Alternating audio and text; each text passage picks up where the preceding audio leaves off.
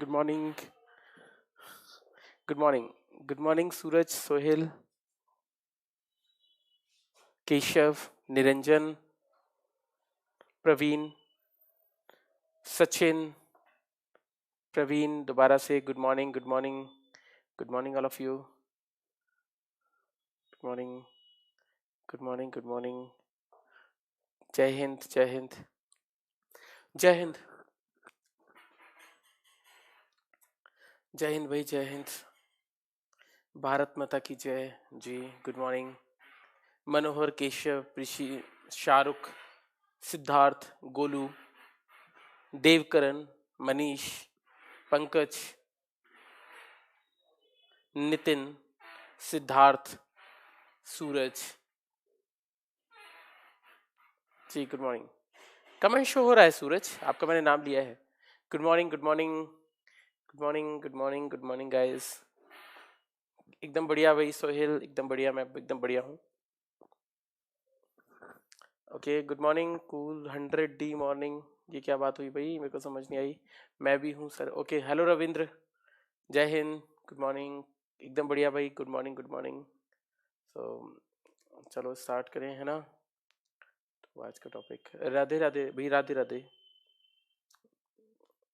अरे आप लोग तो बहुत सुबह से पढ़ रहे हैं यार, मैं तो अभी थोड़ा सा जाग कर आया हूँ, तो मेरे को तो अजीब सा लग रहा है। Good morning. Good morning. Hello Prakash, hello Prakash, नाम ले लिया मैंने आपका। Thank you Golu. आ रहे हैं भाई, सबके कमेंट आ रहे हैं। थैंक यू भाई Pritam, thank you Pritam, thank you, thank you. चलो, राधे राधे। मैं ठीक तो लगता हूँ, बस थोड़ा मोटा लगता हूँ, बाकी सब सही है।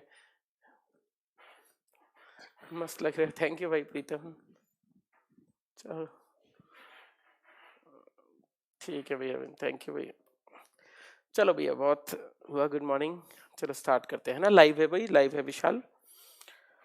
चलो भैया, चलो स्टार्ट करते हैं। देखो, एक दो चीजें हैं, मैं आप लोगों से डिस्कस कर लेता हूँ, ठीक है। हेलो सब लोगों को, नमस्कार। जो लोग ज्वाइन करते जा रहे हैं, विष्णु हेलो, आर्या जय हिंद, जय हिंद। रोशन, दीपक, अक्षय, धर्मेंद्र, सतवीर, हेमंत, अनिल, सबको गुड मॉर्निंग, नमस्कार, जय हिंद। ठीक है, चलो एकदम बढ़िया भाई। सॉरी सर, ओके, हेलो रोशन। चलो चलो, तो कुछ बातें कर लेते हैं आप लोगों की ग्रुप्स की। तो आपकी महिला मित्र अच्छी है सर जी। बेटा वो महिला मित्र है, मेरी जीवन साथी भी है, तो अब सब कुछ वही है ना। बाकी तो सब साइड हो गई। सर ये क्लास किस लोकेशन पर होता है? बेटा ये क्लास मुखर्जी नगर में होता है। Thank you.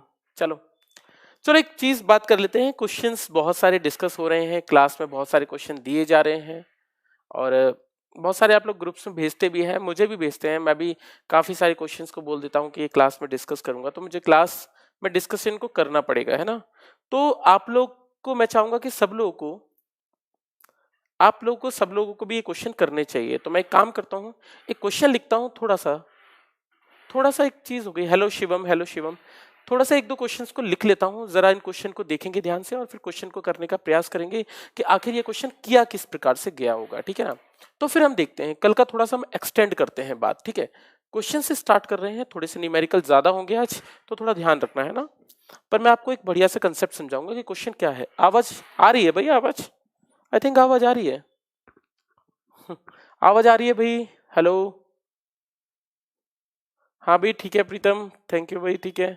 आवाज नहीं आवाज आ रही है भैया अमित? आवाज आप देखो, कहीं हो सकता है आपने वॉल्यूम बंद कर रखा हो, मेरे ख्याल से यहाँ से तो आवाज आ रही है। बाकी लोगों को आवाज आ रही है? राम राम भाई, जय हिंद। अमित आपको आवाज नहीं आ रही है, सिर्फ बाकी सब लोगों के मैसेजेस आ रहे हैं। जय हिंद, जय हिंद। आ रही है भाई? हाँ आ रही है, सब लोग बोल रहे हैं आ रही है आवाज। ठीक है, जय अमित, चेक कर लो ना आपके सिस्टम में कुछ प्रॉब्लम हुई, या फिर इसको रीस्टार्ट कर लो ऐप को दोबारा से, ठीक है। ब्रेकफास्ट का टाइम भी नहीं मिला, मुझे भी नहीं मिला यार, मैं सीधे जाग के ही आ रहा हूँ सीधे सीधे यार, मुझे भी नहीं मिला ब्रेकफास्ट का टाइम, ठीक है ना।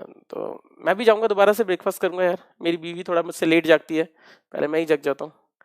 चलो स्टार्ट करते हैं। Hello hello hello hello hello, नमस्ते नमस्ते नमस्ते। चलो भाई बॉस, बहुत होगी नमस्ते, देखते हैं क्वेश्चन। लिखना, यदि m द्रव्यमान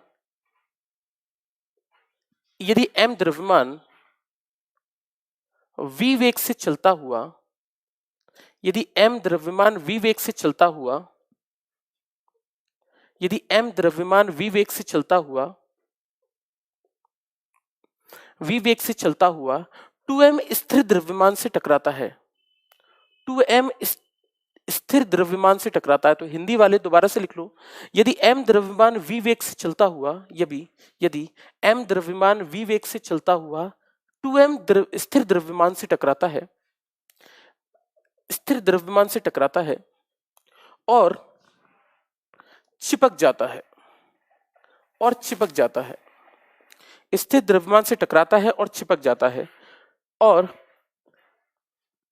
चिपकने के बाद एक साथ चलता है, और चिपकने के बाद एक साथ चलता है। आपको बताना है कि इस निकाय का वेग क्या होगा। तो इस निकाय का वेग बताइए, फाइंड वेलोसिटी ऑफ सिस्टम की इस निकाय का वेग बताइए। आपको बताना है कि इस सिस्टम का, इस निकाय का वेग क्या होगा। फिर हम थोड़ा सा आगे बढ़ते हैं, अभी इजी क्वेश्चन पे आ रहे हैं। भाई अमित आवाज आ रही है? आप कमेंट कर रहे हो, एक बार देखो जरा आवाज आ रही है। बाकी सब लोगों को तो आवाज आ रही है। अमित आप देखो, एक बार चेक करो, यहां से तो ऑन है और मेरे ख्याल से आवाज आ रही है। बाकी लोगों को चेक करो, देखते हैं फिर, है ना। तो एक बहुत छोटी सी चीज है, मैंने कहा कि अरे अमित आवाज आ रही है?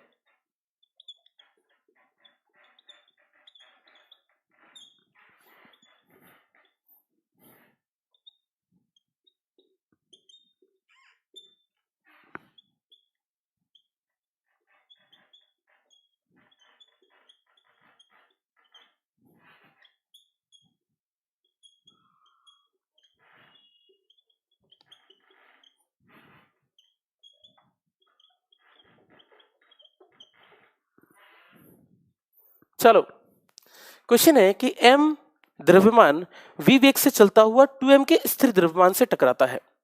तो अब मुझे ये देखना है कि 2m के स्थिर द्रव्यमान से कैसे टकराता है, क्या होता है। तो ये क्वेश्चन मैंने सबसे आसान क्वेश्चन लिया है आज के लिए, क्योंकि हम यहां से क्वेश्चन की स्टार्टिंग कर रहे हैं।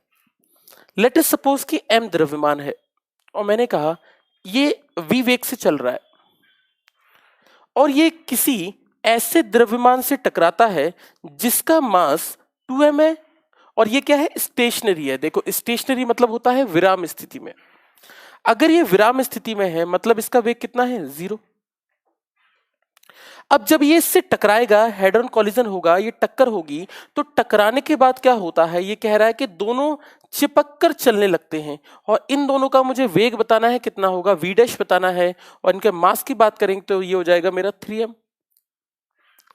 अब मुझसे क्वेश्चन ये पूछा गया कि बताइए वेलोसिटी वेग का सिस्टम का क्या होगा। तो मुझे सिस्टम की वेलोसिटी निकालनी है कि वेलोसिटी क्या होगा। तो जरा उसी को देखते हैं कि क्वेश्चन में क्या कर सकते हैं। ठीक है, ठीक है बेटा। जशवंत जितेश सर मेरे ख्याल से आ जाएंगे, 1-2 दिन में आ जाएंगे, उनकी क्लासेस फिर होंगी, है ना। तो थोड़ा सा वेट करो, आ जाएंगी सर। मुझे भी नहीं पता कि क्या उनके बारे में थोड़ा सा ना। चलो मेरे वाले क्वेश्चन, हाँ गुलशन मैं आपके क्वेश्चन भी डिस्कस करूंगा। तो मैं थोड़ा सा भी डाउट्स के लिए ले लेता हूँ 1-2 चीजें, और ये क्वेश्चन का ही पार्ट है हमारा, ठीक है ना। तो मैं कहूं कि कितना होगा, तो मुझे पता है टकराने से पहले का मोमेंटम टकराने के बाद के मोमेंटम के बराबर होगा, यानी दोनों के संवेग बराबर होंगे। और अगर मुझे संवेग बराबर होंगे तो मुझे पता है mv, किसी भी कॉलिजन में, किसी भी टक्कर में मोमेंटम यानी संवेग हमेशा बराबर होते हैं। सोचना ही नहीं है, ये तो हमेशा लगेगा ही लगेगा। और अगर ये लगेगा तो इसका मतलब ये हुआ टकराने के बाद में हो जाएगा 3m इंटू वी डैश, और यहां से वी डैश निकालेंगे तो निकलेगा ये v/3, यानी इसका आंसर v/3 होगा। इस तरह के क्वेश्चन से हम स्टार्टिंग कर रहे हैं। ये क्वेश्चन थोड़ा सा आसान था, परंतु इस क्वेश्चन से थोड़ा सा हम आगे लेकर चलते हैं और इस क्वेश्चन में पढ़ते हैं कि क्या होगा। हाँ ये आपका क्वेश्चन, ठीक है, आपके क्वेश्चन को देखता हूं। अच्छा ये आपका क्वेश्चन है, ठीक है, प्लीज आप ही कराएं, जितेश सर ने करवा के कोर्स तो रोज छुट्टी रहता है, प्लीज आप देखते हैं बच्चे, देखते हैं, मिटा दूं इसको थोड़ा सा। आप अभी क्वेश्चन को मैं थोड़ा सा डिफिकल्ट करता हूं, ठीक है ना, तो हम चीजों को थोड़ा सा डिफिकल्ट समझते हैं। एक क्वेश्चन मुझे कल भेजा गया और उस क्वेश्चन के बारे में बात कर लेते हैं और देखते हैं कि क्वेश्चन क्या कहता है। क्वेश्चन कहा गया है, यदि m द्रव्यमान यदि m द्रव्यमान v वेग से चलता हुआ यदि m द्रव्यमान v वेग से चलता हुआ m द्रव्यमान v वेग से चलता हुआ ऐसे ही किसी द्रव्यमान से टकराता है, ऐसे ही किसी स्थिर द्रव्यमान से टकराता है, ऐसे ही किसी स्थिर द्रव्यमान से टकराता है, ऐसे ही किसी स्थिर द्रव्यमान से टकराता है, ऐसे ही किसी स्थिर द्रव्यमान से टकराता है और चिपक जाता है, और चिपक जाता है, और चिपक जाता है। तो आपने कहा एक मास है जो वेलोसिटी v से चल रहा है, दूसरे से टकराया जो, और उसके साथ क्या हुआ, चिपक गया, चिपक जाता है।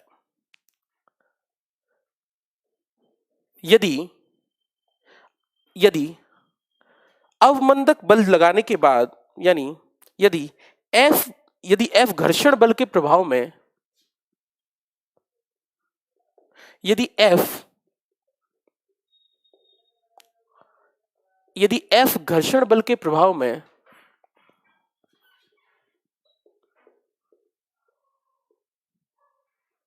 यदि F घर्षण बल के प्रभाव में यह S दूरी पर जाकर रुकता है, यदि F घर्षण बल के प्रभाव में यह S दूरी पर जाकर रुकता है, तो क्या होगा। क्वेश्चन ऑप्शन दे रखे हैं मेरे पास, ऑप्शन दिए गए हैं mu स्क्वायर बराबर 2fs, सेकेंड ऑप्शन दिया गया था mu स्क्वायर बराबर 4fs, थर्ड क्वेश्चन दिया गया है 1/2 mu स्क्वायर बराबर 3fs, और फोर्थ ऑप्शन दिया गया है v बराबर 3fs।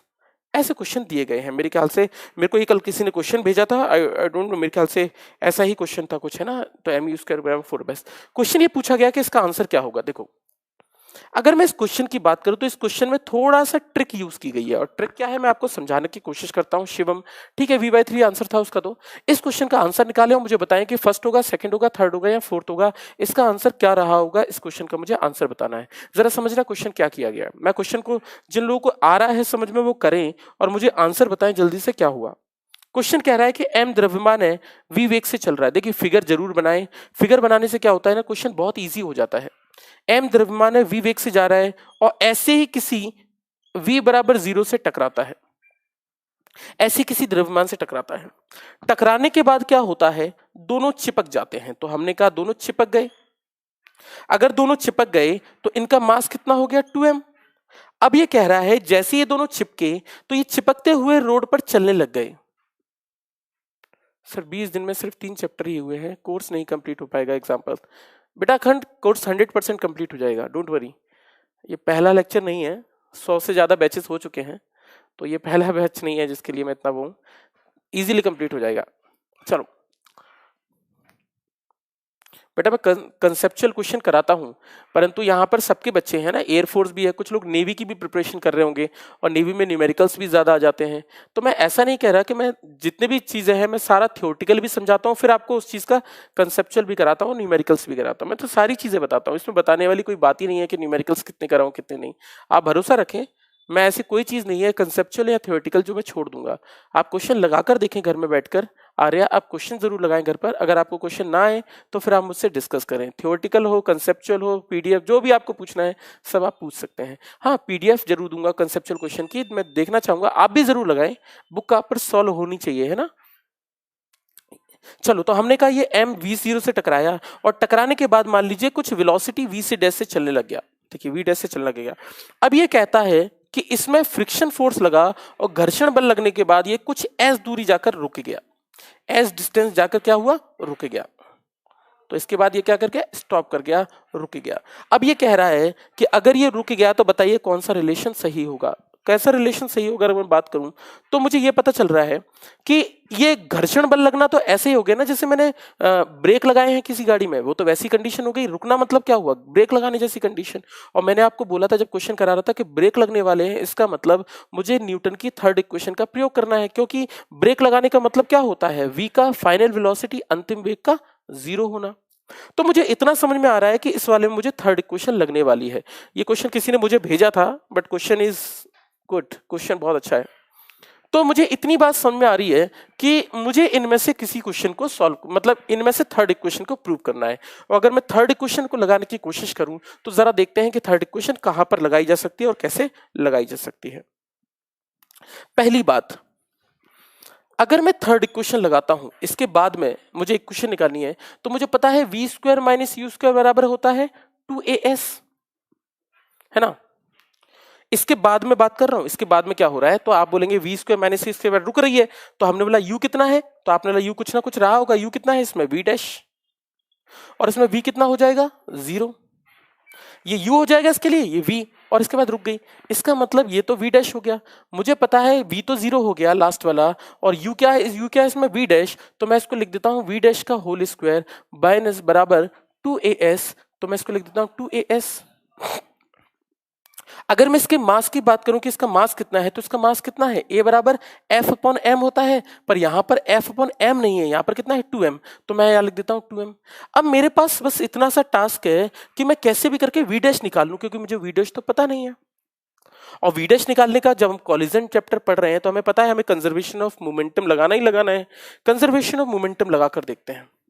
यहां पर m इंटू वी प्लस 0 बराबर, इस साइड की बात करते हैं 2m इंटू वी डैश, यहां से निकलेंगे तो यहां निकलेगा v/2। इस इक्वेशन को यहां पर पुट कर देते हैं, इस इक्वेशन को यहां पुट कर देंगे तो ये क्वेश्चन निकल कर आएगी v/2 का होल स्क्वायर बराबर 2 इंटू fs अपॉन 2m। और अगर मैं डायरेक्शन को कंसिडर ना करूं, दिशा को ना लेकर चलूं, डायरेक्शन को ना लेकर चलूं, तो माइनस लगाना जरूरी भी नहीं है।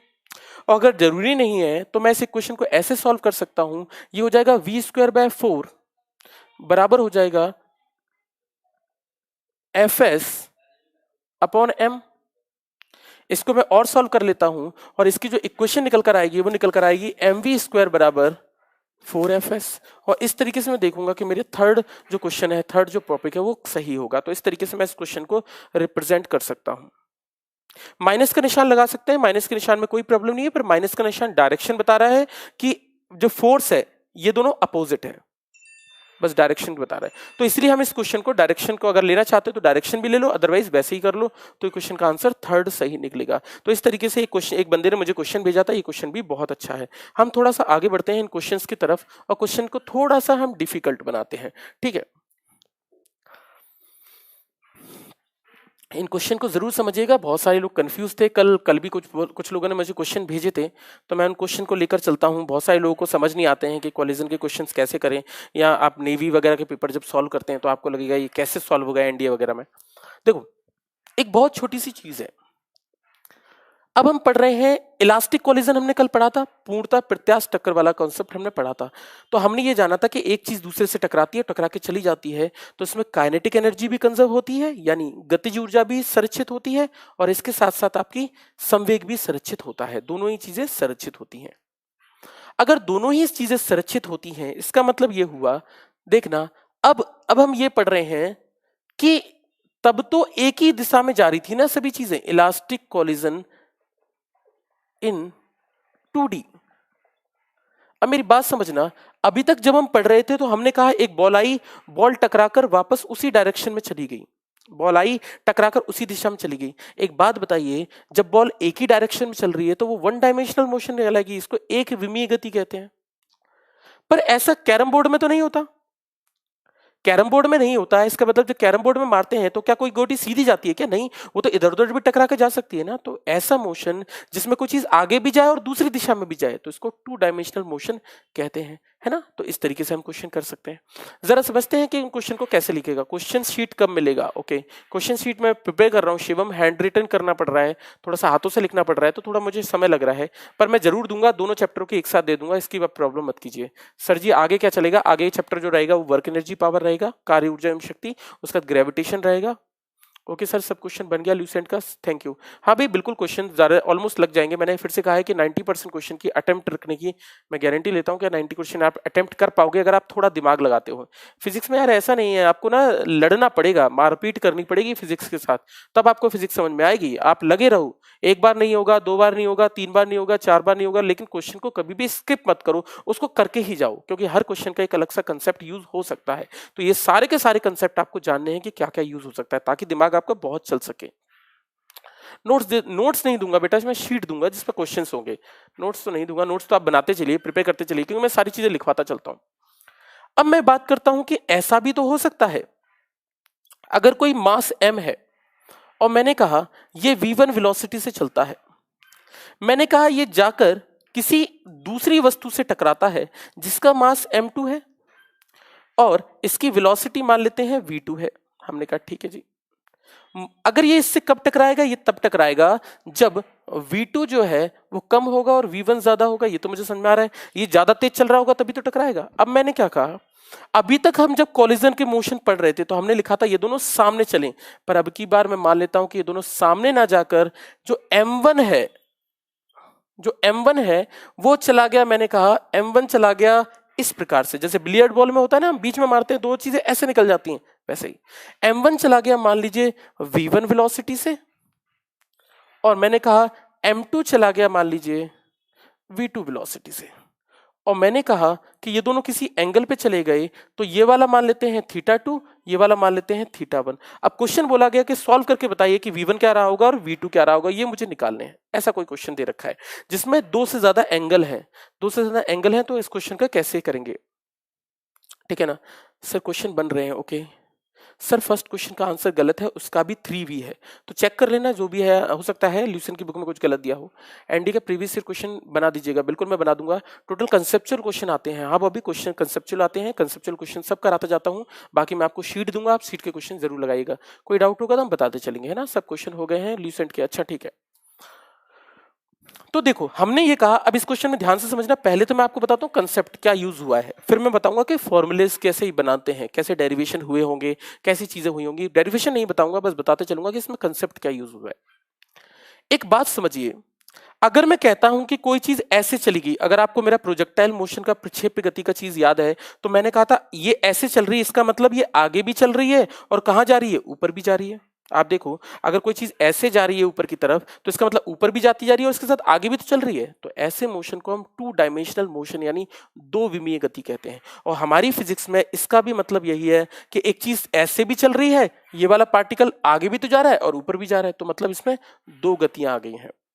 तो जब दो आ गई हैं तो मुझे दोनों दिशाओं को अलग अलग सॉल्व करना पड़ेगा। कैसे, इन एक्स डायरेक्शन। अगर मैं एक्स दिशा में बात करूं कि एक्स डायरेक्शन में क्या इक्वेशन लगेगी, मोमेंटम एक वेक्टर क्वांटिटी है, सदिश राशि है, और सदिश राशियां वेक्टर क्वांटिटीज में डायरेक्शन दिशा को लेना बहुत जरूरी होता है।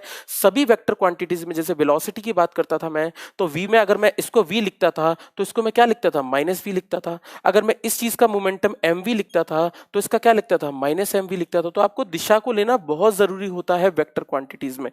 तो देखना, अगर x डायरेक्शन की बात करें, हम सिर्फ x की बात कर रहे हैं, मेरी बात समझना, हम सिर्फ x की बात कर रहे हैं कि x में क्या चलेगी, तो इसका मोमेंटम कितना होगा, तो आप लिखेंगे m1v1, x में चलने का देख रहे हैं। हाँ आर्या, मैं इस क्वेश्चन को करवा रहा हूं आपका ना, इस कंसेप्ट के बाद होगा वो वाला क्वेश्चन। 2 मिनट का समय दो, मैं इस क्वेश्चन को करा दूंगा। बहुत बड़ा चीज नहीं है ऐसे कोई क्वेश्चन, बहुत 2 कौड़ी का क्वेश्चन है ये। चलो ठीक है, हमने कहा m1v1 प्लस कितना होगा, m2v2। हमने कहा ये कितना हुआ, m2v2।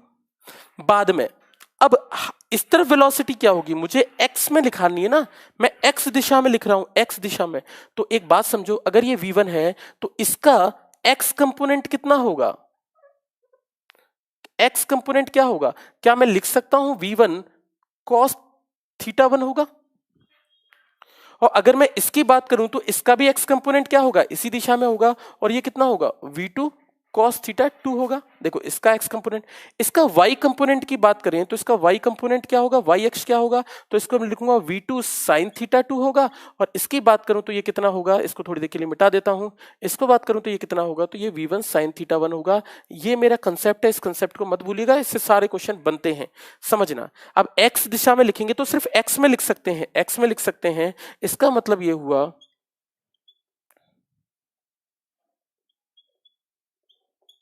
x में लिख सकते हैं, इसका मतलब x में क्या, ये इस वाले के लिए क्या होगा m1 into v1 cos theta 1 और प्लस x में ही दूसरे का कितना होगा, तो ये कितना है m2 into v2 cos theta 2। मेरी बात समझ में आ रही होगी? तो ये मेरी x डायरेक्शन के लिए मेरा कंसेप्ट निकल आया। इस कंसेप्ट से सारे क्वेश्चन होंगे, इस कंसेप्ट को अच्छे से सीख लीजिएगा। अब मैं बोलूं कि y डायरेक्शन में क्या हो रहा होगा, तो मैं अगर y डायरेक्शन में देखूं तो y डायरेक्शन के लिए क्या होगा, y डायरेक्शन दिशा। एक बात बताइए, क्या ये y की दिशा में जा रहे हैं क्या? ये m1 y की में जा रहा है क्या? कहीं देखेंगे ये ना ऊपर जा रहा है ना नीचे जा रहा है, ये तो सिर्फ x में चल रहे हैं। तो मतलब इनका y कंपोनेंट कितना है, y अक्ष वाले सारे बिंदु क्या है, 0 है। इसका मतलब ये दोनों तो 0 है। मतलब अगर मैं इनिशियल मूवमेंट की बात करूं तो pi कितना होगा, 0 होगा। लेकिन y एक्सिस की बात करूं तो y एक्सिस में तो है, y में तो है, फाइनल कॉलिजन के बाद में तो y में जा रहा है, और y में कितना जा रहा है, तो मुझे पता है m1 into v1 sine theta 1, यानी m1 into v1 sine theta 1। अब मेरी बात समझना बेटा, अगर अब मैं प्लस का निशान लगा दूंगा तो मेरी गलती हो जाएगी। क्यों? ये वेलोसिटी क्या है, ऊपर, और ये वेलोसिटी क्या है, नीचे, और दोनों उल्टे हैं। इसका मतलब मुझे यहां यूज करना पड़ेगा m2 into v2 sine theta 2। और इस तरीके से मैं लिख सकता हूं m1 v1 sine theta 1 equals to m2 into v2 sine theta 2। और क्योंकि ये दोनों बराबर हैं, और अगर ये दोनों बराबर होंगे तो ये एक दूसरे को कैंसिल आउट कर जाएंगे। m1 और m2 अगर बराबर हो जाएंगे तो ये दोनों कैंसिल आउट कर जाएंगे। परंतु ऐसे भी इक्वेशन बना सकते हैं। जनरली बहुत अच्छे एग्जाम्स में इन सर पे क्वेश्चन बनते हैं। जैसे आप नीट वगैरह का कभी पेपर सॉल्व करो या IIT जेईई में करो तो आप ऐसे क्वेश्चंस भी लगा सकते हैं, ऐसे क्वेश्चंस भी लगते हैं। लेकिन इन कंसेप्ट को जानना थोड़ा सा जरूरी होता है। तो मैंने y डायरेक्शन में निकाल लिया, y डायरेक्शन में ये तो y में जा नहीं रहे, तो इनका तो y कंपोनेंट 0 है, पर इनका y है। x की बात करें तो मैंने x बराबर इनिशियल बराबर यानी प्रारंभिक बराबर फाइनल कर दिया। तो मेरे पास दो इक्वेशन निकल कर आई। अब मेरे पास आती है कि मैं लिखूं कि एनर्जी की इक्वेशन क्या होगी। एनर्जी देखना, ऊर्जा की बात करें तो एनर्जी यानी ऊर्जा स्केलर है या वेक्टर है, तो आप ये जानोगे एनर्जी तो स्केलर होती है, ऊर्जा क्या होती है, अदिश राशि होती है। और अदिश राशि में दिशा का कोई लेना देना है क्या, तो आप बोलेंगे कोई दिशा का लेना देना नहीं है। और जब डायरेक्शन है ही नहीं तो हम एक्स और वाई क्यों चेंज करेंगे, हमें कोई फर्क ही नहीं पड़ता। इनिशियल बराबर फाइनल, क्योंकि एनर्जी स्केलर है और स्केलर में दिशा नाम का कोई वर्ड नहीं होता। तो अगर मैं एनर्जी का कंपोनेंट लिखता तो मैं आपको यहां लिख देता हूं थोड़ी देर के लिए। एनर्जी अगर इनकी लिखता तो एनर्जी मुझे पता है इलास्टिक में तो कंजर्व है काइनेटिक एनर्जी, तो ये होगा half 1/2 m1 v1 square plus 1/2 m2 v2 square बराबर बाद में m1 1/2 m1 v1 square plus 1/2 m2 v2 square. मेरे ख्याल से दिख रहा होगा आपको, दिख रहा है ना, थोड़ा थोड़ा देखना। तो m1 v1 square plus m2 square सही है सर, थोड़ा सा रिपीट, अब थोड़ा सा क्या पूरा ही रिपीट करना पड़ेगा। तो x डायरेक्शन की बात करें तो x दिशा में जितने भी मोमेंटम हैं, जितने भी संवेग हैं, तो मुझे x डायरेक्शन में सबको कांस्टेंट करना है। कैसे कंजर्व करना है, x दिशा में देखूं तो ये x में जा रहा है, ये भी x में जा रहा है, और ये तो दोनों में जा रहे हैं ना, x और y में। मुझे तो सिर्फ x चाहिए। तो अगर आपको सिर्फ x चाहिए तो आप x कैसे निकाल सकते हो, v1 का x कंपोनेंट कितना होगा, v1 cos थीटा, क्योंकि अगर थीटा 1 है तो थीटा के साथ वाला cos थीटा 1। y कंपोनेंट क्या होगा, v1 sin थीटा 1। ऐसे इसका भी क्या होगा, v2 cos theta 2 sin theta 2। x direction का प्लस कर दिया, m1 v1 plus m2 v2 बराबर m1 v1 cos theta 1 m2 v2 cos theta 2। इन दोनों को प्लस कर दिया, ये क्वेश्चन बना दी। ऐसे ही अगर मैं बात करूं y एक्सिस में, तो y एक्सिस में बात करें v और u को लार्ज करें। बेटा u को मैं ऐसे बनाता हूं और v को मैं ऐसे बनाता हूं, तो ध्यान रखना v मतलब होता है, ओके थोड़ा सा लार्ज लिखूं तो आप लोगों को प्रॉब्लम ना हो। अच्छा ठीक है, मैं समझ गया क्या गड़बड़ हो रही है। ठीक है, तभी आपको थोड़ी सी कंफ्यूजन हुई है। चलो, तो मैंने कहा m1, इसको भी मैं लिख देता हूं, मैंने थोड़ी, आपको शायद दिख ना रहा हो, अब आप देखना, अब तो आपको कंफ्यूज हो रहा होगा v अब तो समझ में आ रहा है ना। तो मैंने कहा m1 u1 plus m2 u2 बराबर m1 v1 cos theta 1 plus m2 v2 cos theta 2। ऐसे ही मैं बात करूं तो मैंने इसको लिखा m1 u1 square plus m2 u2 square. अगर आपको क्लियर नहीं दिख रहा है तो देख लेना, ये u है, u1 स्क्वायर बराबर m, क्योंकि ये क्या है, आपका स्केलर है और अदिश राशियों में कोई एनर्जी की डायरेक्शन नहीं होती। और अगर आप ये तीनों इक्वेशन समझ गए हैं तो फिजिक्स का ऐसा कोई क्वेश्चन नहीं है जो आपसे ना हो पाए। देखो मैं क्वेश्चन करके आपको बताता हूं कि क्वेश्चन कैसे होते हैं, पर आप इस कंसेप्ट को भी थोड़ा सा ध्यान रखिएगा। ठीक है, चलो बुक के क्वेश्चन हो जाते हैं। अच्छा थैंक यू भाई, अच्छी बात है यार, करते रहो क्वेश्चन, है ना। चलो मिटा दूं, m/4 वाला क्वेश्चन पूछ रहे थे आर्या। ओके, 3 भागों में टूटता है, उनके 2 का मास m/4 है, इसकी 3 और 4 है, तो तीसरे की वेलोसिटी क्या होगी। अच्छा ठीक है, चलो चलो भैया ठीक है, मिटा दूं भाई, नोट कर लिया होगा, नहीं तो नोट जरूर करना इस चीज को। मुझे नहीं पता कि आप लोग कैसे पढ़ते हो, पर एक बार कंसेप्ट को जानना जरूरी होता है, तो बिना कंसेप्ट के कोई भी फिजिक्स में चीज नहीं हो पाती है। कंसेप्ट को ध्यान में रखो, थोड़ा सा चीज से सीखना जरूरी है, वरना मैं भी नहीं चाहता कि मैं भी आपको बहुत ज्यादा कोई चीज बताऊं ऐसे, बट जरूरी है, इनसे क्वेश्चंस बनेंगे इसलिए। चलो एक क्वेश्चन की बात करते हैं। क्वेश्चन है आपका, इसने एक क्वेश्चन कल मुझे भेजा था किसने, बी चाल से चलता हुआ एम द्रव्यमान का एक कण उत्तर की दिशा, तो अच्छा एक 20 से चल रहा है, दोनों चिपका के अच्छा नए डाल के, अच्छा ठीक है समझ गया। क्वेश्चन क्या था देखो, कल एक क्वेश्चन भेजा गया था मुझे, उसी क्वेश्चन के बारे में बात कर लेते हैं। अब एंगल पे थोड़ा सा आते हैं, एंगल वाले क्वेश्चंस पे देखो। क्वेश्चन है, अ पार्टिकल यानी एक कण जिसका द्रव्यमान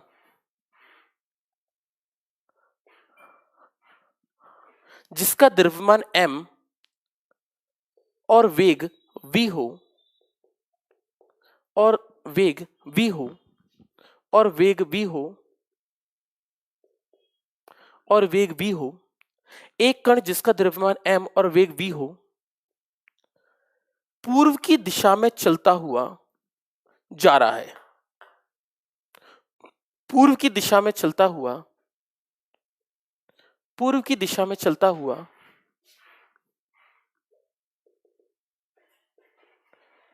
जा रहा है, जो उत्तर की दिशा में आते हुए, जो उत्तर की दिशा में आते हुए, जो उत्तर की दिशा में आते हुए, उत्तर की दिशा में आते हुए समान कण से टकराता है, समान कण से टकराता है,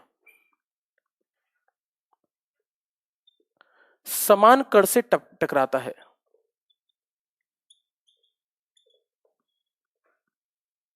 समान कण से टकराता है मतलब द्रव्यमान भी सेम और वेग भी सेम। टकराने के बाद चिपक जाते हैं, टकराने के बाद चिपक जाते हैं, टकराने के बाद चिपक जाते हैं। अंतिम वेग बताइए, तो आपको बताना है अंतिम वेग क्या होगा। एक क्वेश्चन पूछा गया, और क्वेश्चन पूछा गया है कि एक पार्टिकल है m और v का, जो ईस्ट डायरेक्शन में चल रहा है, और नीचे से नॉर्थ वाले में आते हुए, नॉर्थ की तरफ आते हुए दोनों टकराते हैं और टकराकर चलते हैं। क्वेश्चन पूछा गया है कि बताइए इन दोनों का मतलब, इन दोनों का फाइनल वेलोसिटी क्या होगी, अंतिम वेग कितना होगा। चलो देखें जरा अंतिम वेग कितना होगा, चलो देखें क्या है। करोगे आप लोग चाहो तो कर सकते हो, इस क्वेश्चन को कोशिश कर सकते हो। जो लोग करना चाहते हैं, कंसेप्ट को ध्यान रखें, कंसेप्ट को करें, ठीक है। और कंसेप्ट कर जानते हैं तो आप हर क्वेश्चन कर सकते हैं। यस सर, यही मेरा क्वेश्चन था। यस यज्ञोश, आपने ये क्वेश्चन भेजा था शायद मुझे, तो इसी क्वेश्चन को मैं करवा रहा हूँ। 2-3 लोगों ने ये एक्चुअली में कुछ क्वेश्चन भेजा था। चलो एक बात मुझे बहुत अच्छे से समझ में आ रही है, मुझे इस पे थीटा की जरूरत पड़ेगी, इसलिए मैंने बोला था मैं क्लास में डिस्कस करूंगा।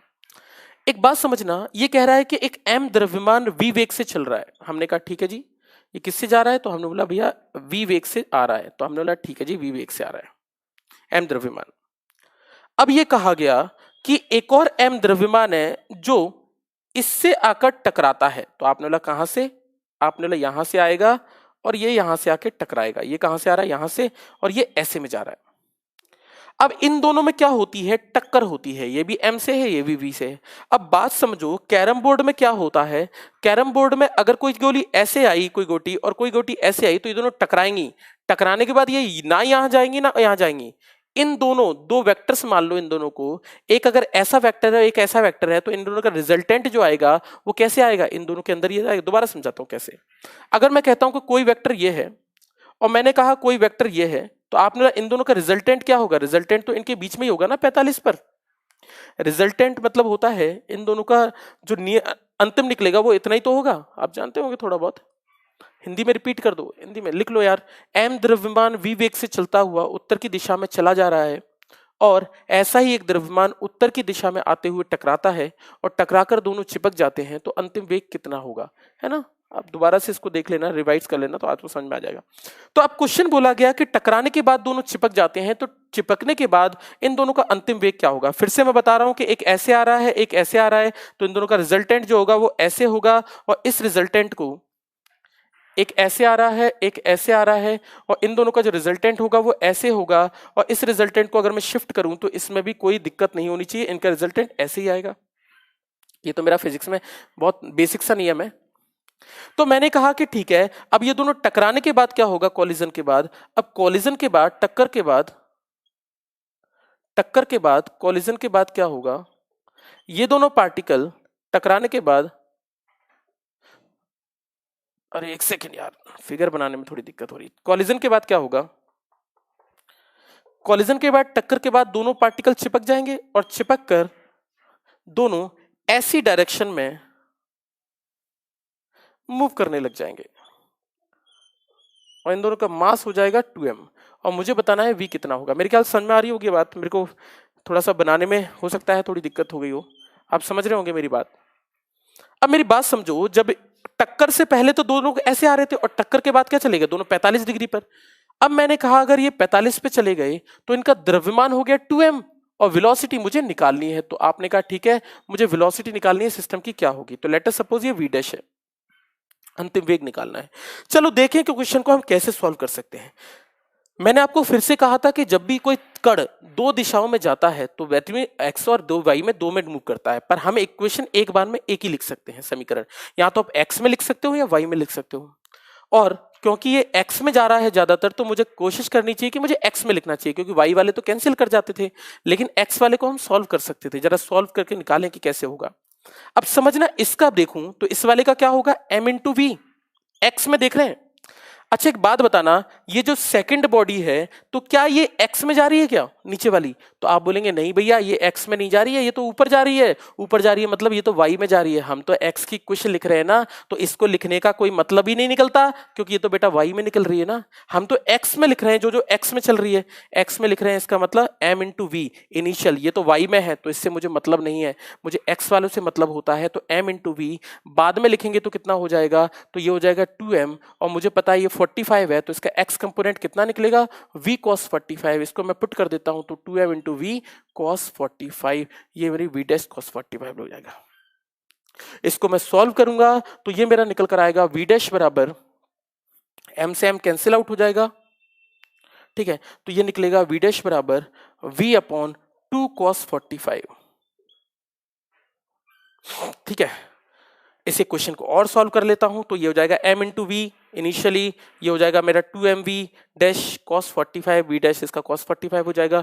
ठीक है, v डैश निकाला तो ये मेरा नीचे चला जाएगा, मैं शायद सही कर रहा हूँ, v डैश बराबर ये हो जाएगा नीचे 2m हो जाएगा, m से m कैंसिल आउट हो जाएगा, नीचे 2 हो जाएगा, ये cos 45 हो जाएगा। ठीक है, अगर मैं इस इक्वेशन को और सॉल्व करूंगा तो v डैश बराबर निकल कर आएगा v/2, और ये हो जाएगा ऊपर √2, और इसको और सॉल्व करेंगे तो ये v डैश बराबर निकल कर आएगा v/√2, और इसका आंसर होगा v/√2 मीटर पर सेकेंड। ये इसका आंसर होगा। इस प्रकार से क्वेश्चन सॉल्व किया जाएगा। सर वेलोसिटी क्या है, वेलोसिटी v है बेटा, दोनों की वेलोसिटी v है, एक v से चल रहा है, दोनों एक जैसे हैं, तो दोनों टकरा कर कहां जाएंगे, 45 पर। 45 पर गए तो हम x डायरेक्शन में इक्वेशन लिखते हैं, तो ये तो x में जा रहा है, ये वाला तो y में जा रहा है, जो y में जा रहा है उसको तो हम ले नहीं सकते, तो हमें x वालों से मतलब है, x में लिखना है तो सिर्फ x में लिखना है, और इसका आंसर निकल कर आएगा। इस प्रकार से मैं इस क्वेश्चन को इस प्रकार से सॉल्व कर सकता हूं। बस मुझे समझ में आना चाहिए क्वेश्चन कैसे किया गया है। ठीक है, v/√2, यस एग्जैक्टली आंसर यही है, v/√2। आपके लिए मैं क्वेश्चन दूंगा, आप चिंता मत कीजिए। ठीक है, मिटा दूं इसको थोड़ी देर के लिए, चलो।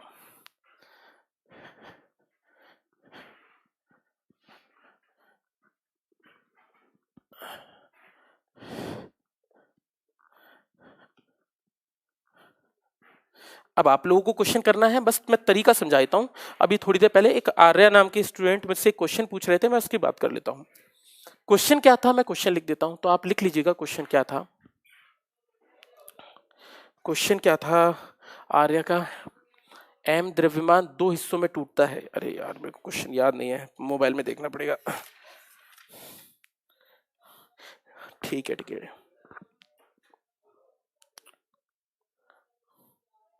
ठीक है, मैं समझ में आ गया। ठीक है, 3 और 4 है। ठीक है, क्वेश्चन है कि यदि m द्रव्यमान m मास यदि m द्रव्यमान 3 भागों में टूटता है, स्प्लिट्स इनटू 3 पार्ट्स, 3 भागों में टूटता है,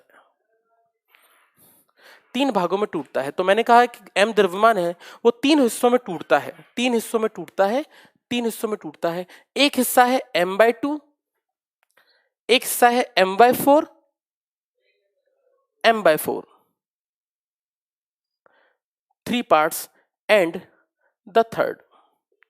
क्वेश्चन में इतना बोला गया है कि एक m द्रव्यमान है वो 3 हिस्सों में टूटता है, m/4 में, m/4 में और एक और तीसरा मास, तीसरे का द्रव्यमान बताया नहीं गया है, पर मेरा दिमाग इतना चलना चाहिए कि भैया अगर ये दोनों m/4 और m/4, तो मेरा इतना दिमाग चलना चाहिए कि m/4 कितना हुआ, m/2, तो तीसरा कितना रह गया होगा m में से, m/2 तो बचा होगा, तो इतना मेरा दिमाग चलना चाहिए।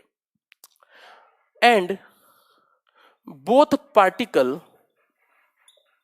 विथ मास, और दोनों भाग, दोनों द्रव्यमान के भाग, and both particle with m/4 मास, दोनों भाग m द्रव्यमान के भाग एक दूसरे के परस्पर लंबवत है, moves with perpendicular to each other, with perpendicular to each other,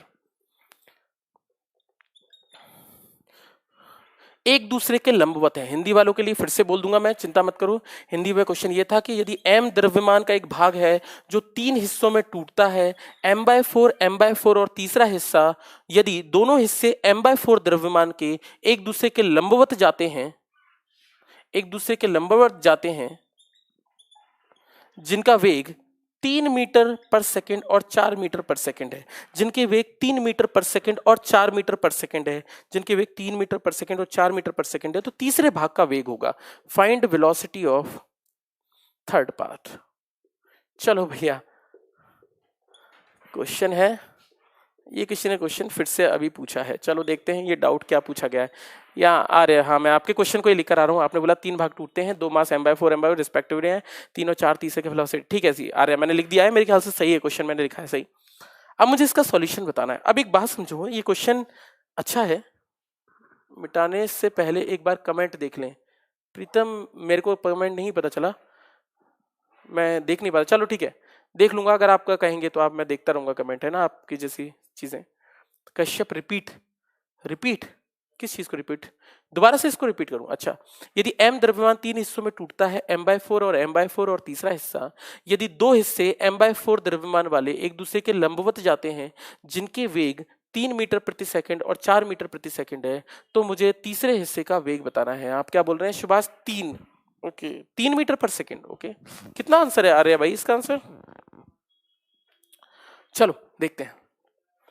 question कह रहा है कि एक m द्रव्यमान है, अच्छा m मास जो स्टेशनरी है, पहला इसको स्टेशनरी माना गया है, मुझे नहीं पता आपने लिखा है या नहीं लिखा है, आपने लिखा नहीं है, लेकिन इसको स्टेशनरी बोलना पड़ेगा वरना ये क्वेश्चन नहीं कर पाओगे। आपने बोला नहीं है मुझसे, स्टेशनरी होगा इसकी जगह, देख लेना क्वेश्चन में।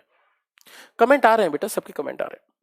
क्वेश्चन करो, आंसर बताओ मुझे, अच्छा होगा, ठीक है।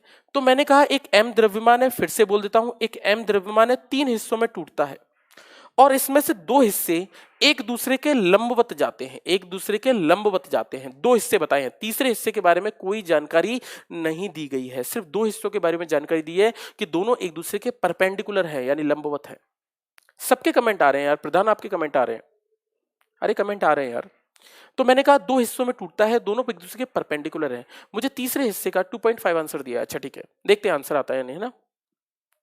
तो मैंने कहा कि ये 3 हिस्सों में टूटता है, जिसमें 2 हिस्से m/4 के एक दूसरे के परपेंडिकुलर चलते हैं, और तीसरे हिस्से के बारे में कोई बातचीत नहीं की गई। अगर कोई बातचीत नहीं की गई है, इसका मतलब समझना, अगर मैं इसको 3 हिस्सों में तोड़ूं और 2 को परपेंडिकुलर बनाऊं, तो मेरी बात समझना, मैंने कहा कि ये दोनों परपेंडिकुलर हिस्से हैं। मैंने कहा ये m/4 मास है, और मैंने कहा आपके फिगर को ही बना रहा हूं, आप देखना फिगर, अगर आपको समझ में आए तो मुझे बताना, m/4 है, ठीक है।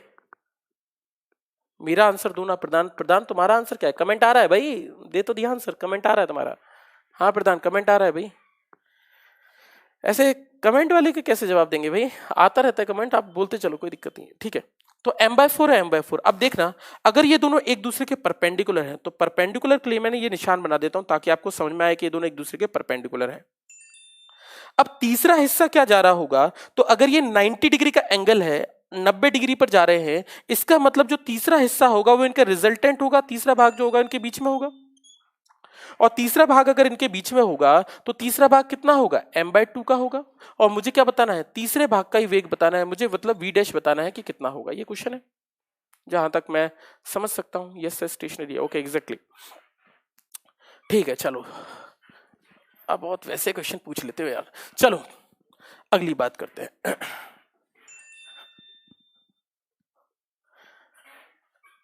अब एक चीज निकल कर आ रही है कि मेरे को m का, चलो हम एक काम करते हैं, हमें ये पता है कि जब भी कोई चीज एंगल में डिवाइड होती है तो मुझे या तो x में लेना है या y में लेना है या z में लेना है, इतना मुझे पता है। x में लेना है, y में लेना है या z में लेना है, इतना मुझे पता है। और इन्हीं चीजों को लेकर मैं चलूंगा। तो मेरे को ठीक है, तो मैंने कहा ठीक है इन्हीं लेकर चीजों को चलता हूं। तो अगर ये पूरा टोटल 90 था तो ये दोनों कितना हुआ, 45 45। ठीक है, चलो देखते हैं। इन इक्वेशन को लिखने का प्रयास करते हैं। तो अगर x दिशा में लिखूं तो कितना होगा, x डायरेक्शन में, तो x दिशा में इनकी वेलोसिटी निकल कर आएगी। पहले तो स्टेशनरी था, कोलिजन के बाद 3 भाग बटे ना, तो टक्कर से पहले कितना होगा, m इंटू 0 बराबर, टक्कर के बाद क्या हुआ, m/4, m/4। इसका कंपोनेंट क्या होगा x की डायरेक्शन में, तो ये 45 है, तो ये क्या उतना हो जाएगा मेरा m/4 v cos 45। मेरी बात समझ में आ रही है? अच्छा, इसकी वेलोसिटी भी दे रखी है ना, 3 मीटर पर सेकंड और 4 मीटर पर सेकंड, मेरे ख्याल से यही दी है। तो मैंने कहा ठीक है, ये 3 मीटर पर सेकंड और 4 मीटर पर सेकंड। तो अगर ये 3 मीटर पर सेकंड है तो इसका x कंपोनेंट कितना होगा, v cos थीटा होता है ना, तो v cos थीटा का मतलब इंटू 3 cos 45। नहीं समझ में आया तो पूछ लेना मुझसे, जैसे मैंने थोड़ी देर पहले आपको चेंज करके बताया था। इस वाले का x कंपोनेंट क्या होगा, तो इसको दो एक्सेस में बांट सकते हैं, इस v को एक तो x एक्सेस में, एक y एक्सेस में। और v में cos थीटा क्या होता है, x में cos थीटा वाला टर्म होता है। मिडिल में क्यों बेटा, अगर दो वेक्टर्स हैं, दो वेक्टर्स अगर एक दूसरे में 90 डिग्री पर हैं तो तीसरा वाला उनका रिजल्टेंट ही तो जाएगा। ये तो फोर्स की, ये तो फोर्स के वेक्टर्स हैं, फोर्स हमेशा ऐसे ही तो मूव करते हैं।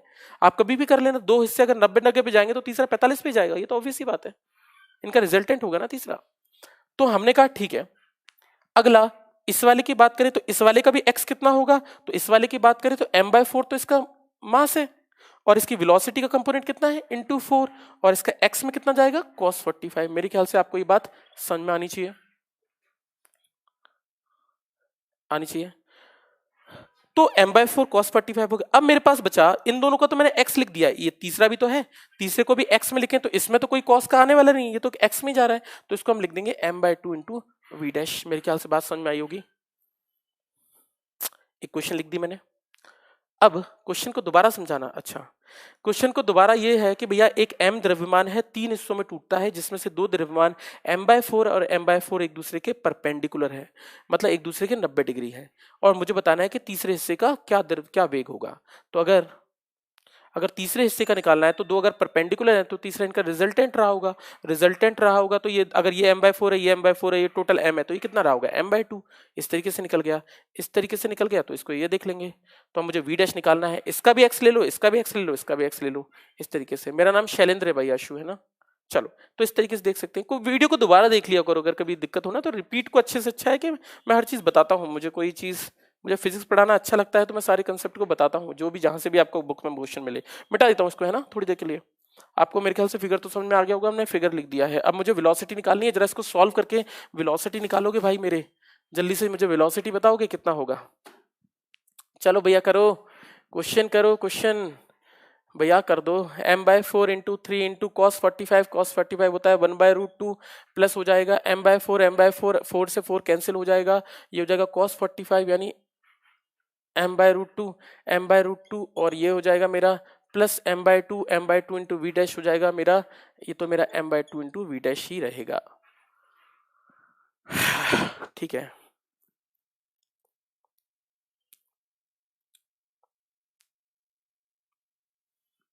ठीक है। अब मुझे वी डैश निकालना है। अब जरा इसको वी डैश को निकाल कर देखो कि आपके आंसर आ रहे हैं या नहीं आ रहे हैं। जल्दी से मुझे आंसर दो, मैं भी फिर कैलकुलेशन करता हूं। जरा मुझे आंसर दोगे कितना कितना निकल कर आ रहा है, जरा बताओगे। इस क्वेश्चन का आंसर कैसे सॉल्व करेंगे, करो भैया सॉल्व करो, मैं भी करूं जरा, क्या चीज निकल रही है।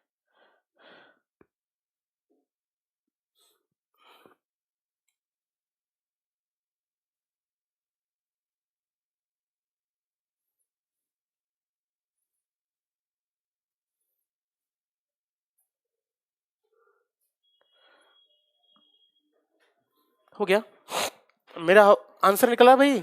चलो देखिए, इन दोनों को यहाँ ले आता हूँ, मेरे ख्याल से आप लोग कर रहे होंगे। v डैश बाय 2 है, इसको यहाँ ले आता हूँ इस साइड की बात करें तो ये हो जाएगा m/4 इंटू √3/√2, 3/√2 है ना, 3 cos 45, और ये हो जाएगा मेरा प्लस m/√2 है ना, ये हो जाएगा m/√2।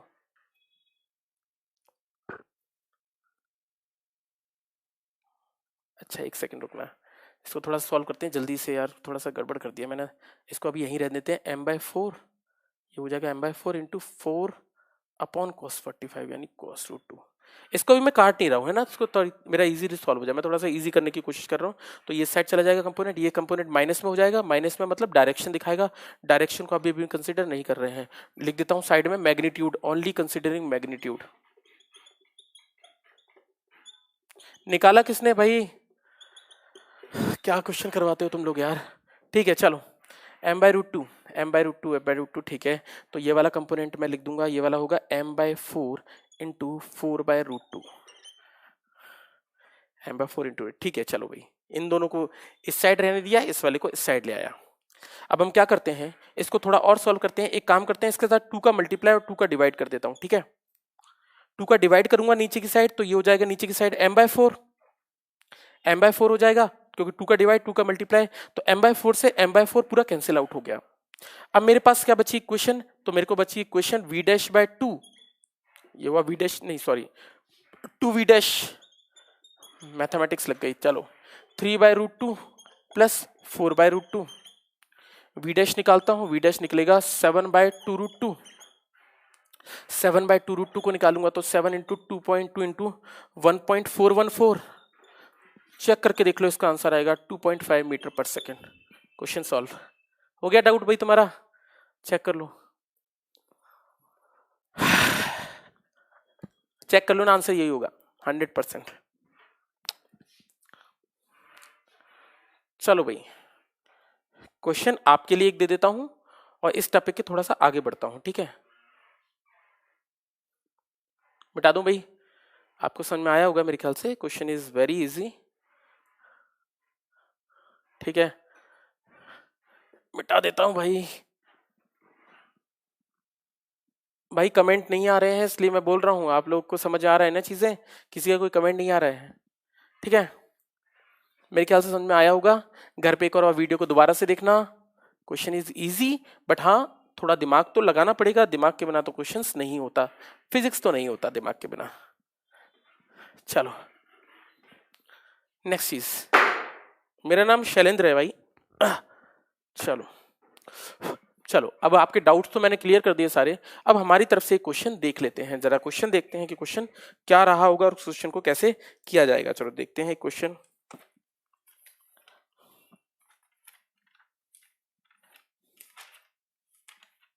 क्वेश्चन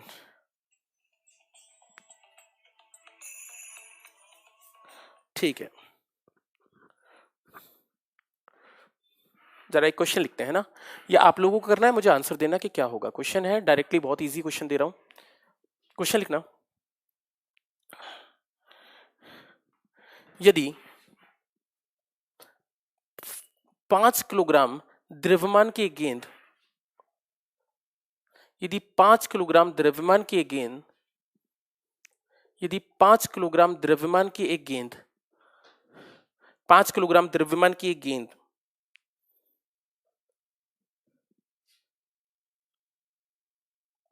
ऐसे ही किसी दूसरे द्रव्यमान से, ऐसे ही समान द्रव्यमान की वस्तु से टकराती है, या समान द्रव्यमान की बॉल से टकराती है। क्वेश्चन कहने का मतलब यह हुआ कि 5 किलोग्राम की गेंद है, जाकर 5 किलोग्राम से टकराती है। यदि पहले गेंद का वेग, यदि पहले गेंद का वेग 10 मीटर पर सेकंड था, यदि पहले गेंद का वेग 10 मीटर पर सेकंड था, 10 मीटर प्रति सेकंड था, और टकराने के बाद दोनों चिपक जाती हैं,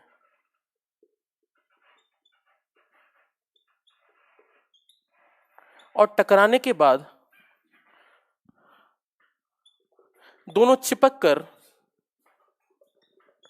45 डिग्री पर चलती हैं, और टकराने के बाद दोनों वस्तुएं चिपक कर, यार कमेंट बहुत देर से नहीं आ रहे हैं, कुछ दिक्कत तो नहीं है? तो मैं पढ़ा रहा हूं ये।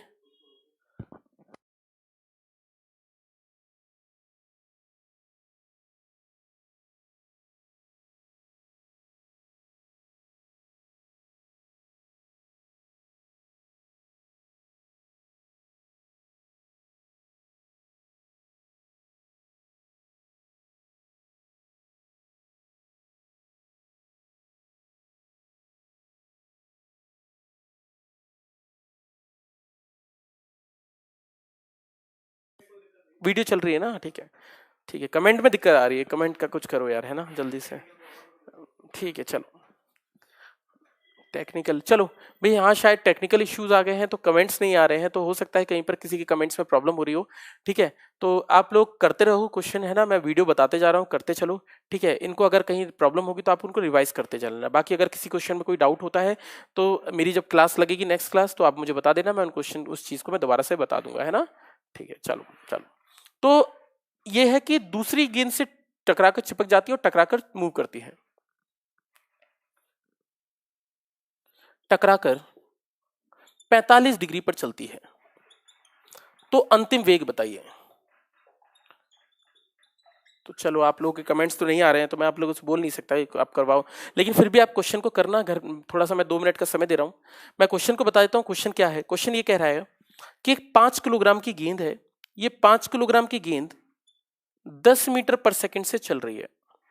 ये दूसरी गेंद से टकराती है, अभी मैं करा चुका हूं दोबारा से, इस ये भी 5 किलोग्राम का है, और टकराने के बाद, टक्कर के बाद क्या होता है, ये दोनों गेंदें 45 डिग्री पर चलने लग जाती हैं। 45 डिग्री पर चलने लग जाती हैं।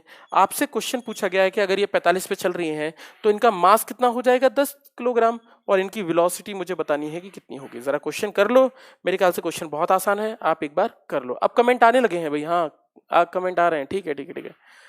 अब कमेंट आने लगे हैं थोड़े थोड़े, हाँ कमेंट आने लगे हैं भाई, लेट्स कंटिन्यू। ओके चलो ठीक है, कमेंट्स आने लगे हैं यार, देखो हो गया ना, चलो ठीक है।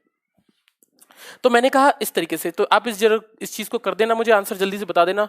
आपको मेरे ख्याल से अभी ये चीज बहुत अच्छे से समझ में आ रही होगी, क्लियर समझ आ रहा है, ठीक है। जल्दी से आंसर बता दो इसका।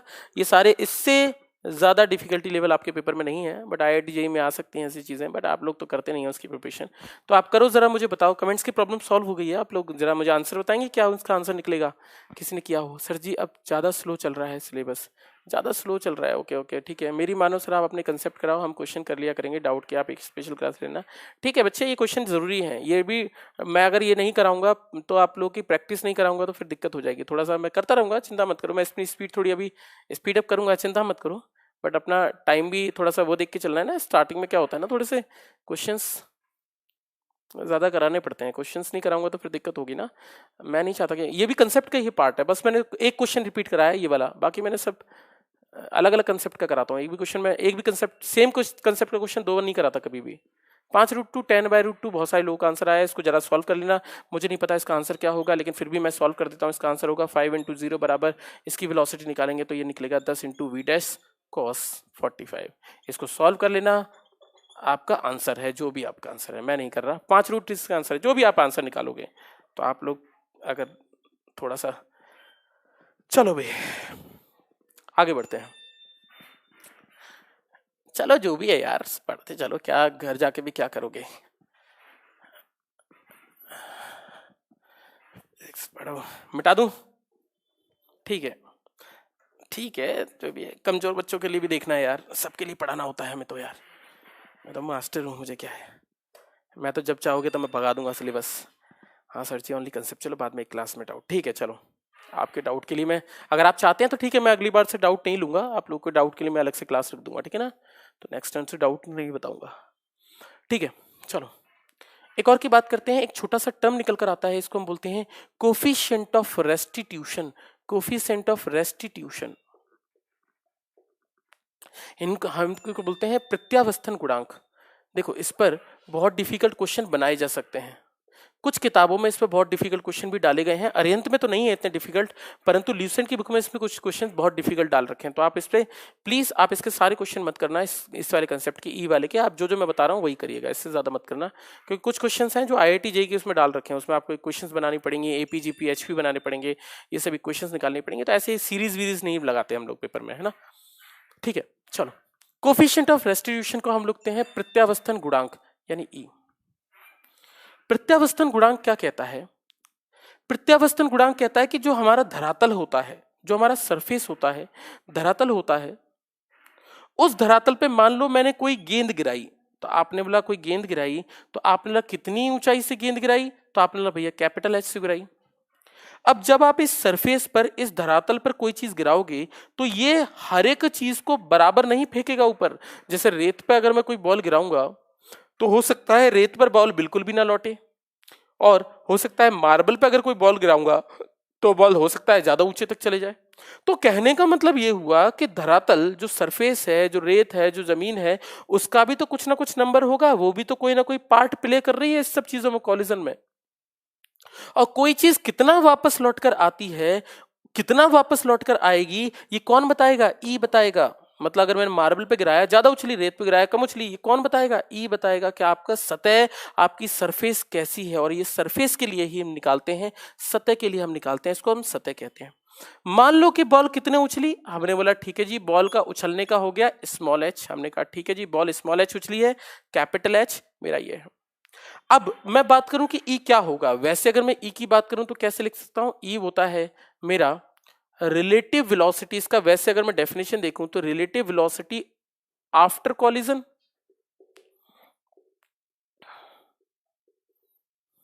Upon relative velocity before collision. Hindi में बता रहा हूं मैं आपको, जो लोग हिंदी मीडियम है, हिंदी मीडियम में इसको लिखते हैं, ये बस डेफिनेशन है, इतना आपको याद नहीं रखना पड़ेगा, मतलब इस चीज को याद नहीं रखना पड़ेगा, आप डायरेक्ट फॉर्मूला याद रखना। लेकिन फिर भी मैं मतलब बता दूं क्या होता है। ई का मतलब होता है टक्कर के बाद सापेक्ष गति अपॉन टक्कर से पहले सापेक्ष गति। टक्कर के बाद सापेक्ष गति और टक्कर के बाद सापेक्ष का मतलब क्या होता है?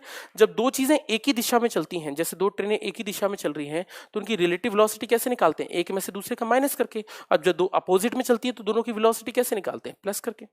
वैसा ही अगर मैं इसको निकालूं तो ई की जो वैल्यू निकल कर आएगी बाहर, बाद में इनका अंतर होगा v2 बाय v1 और पहले इनका अंतर होगा u1 माइनस u2। ये ऐसे निकाल सकते हैं। या फिर ई की अगर मैं बात करूं तो ई को अगर इसके फॉर्म में निकलूं तो टकराने के बाद का वेग, यानी टकराने के बाद का है ना ये, अपॉन पहले का यानी small h upon capital H। इस तरीके से हम इसका रिलेशन निकाल सकते हैं। इसको हम कोफिशिएंट ऑफ रेस्टिट्यूशन यानी प्रत्यावस्थन गुणांक कहते हैं। एक दो थ्योरेटिकल क्वेश्चन की बात करते हैं इस टॉपिक पर। थ्योरेटिकल क्वेश्चन की अगर मैं बात करूं तो अगर आपको कमेंट मेरे आ रहे हैं तो जरा बताना मुझे, कमेंट अगर आ रहे हैं आपके तो मुझे बताते चलना। हमने बोला ई की वैल्यू इतनी निकली, अंडर रूट स्मॉल h अपन क्या है। अगर मैं इसकी यूनिट की बात करूं तो देखा बेटा, यूनिट की बात करें तो वेलोसिटी अपॉन वेलोसिटी, यानी वेग बटा वेग, वेग और वेग तो कट जाएगा और वेलोसिटी अपन वेलोसिटी कट जाएगी, तो इसका मतलब कोई यूनिट होगी क्या? तो आप बोलेंगे इसकी कोई यूनिट नहीं होती। इसका मतलब it has no unit and no dimension. थोड़ी सी इंग्लिश आपको पता होगी। इट हैज नो यूनिट का मतलब इसमें कोई इकाई नहीं होती, no unit and no dimension, यानी ना ही कोई इकाई होती है ना ही कोई विमा होती है। इसकी ना ही कोई इकाई है ना ही कोई विमा है। दूसरा कंसेप्चुअल क्वेश्चन मिटा दूं, मिटा दूं भाई, चलो